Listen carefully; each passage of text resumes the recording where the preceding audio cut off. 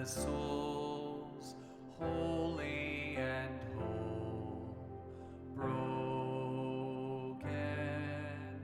needing the one, open, body and soul, healer come.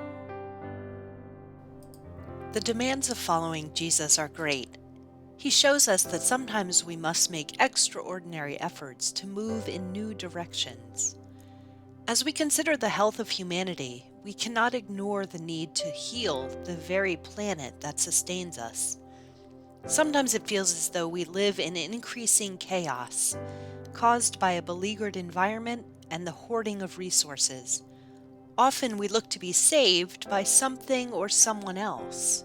But this week we'll discover that we are in the boat with the one who shows us our own power to turn it around, to calm the storm. We are called to protect the jewel that is our home, restoring something beautiful from the scars of the past. Vessels,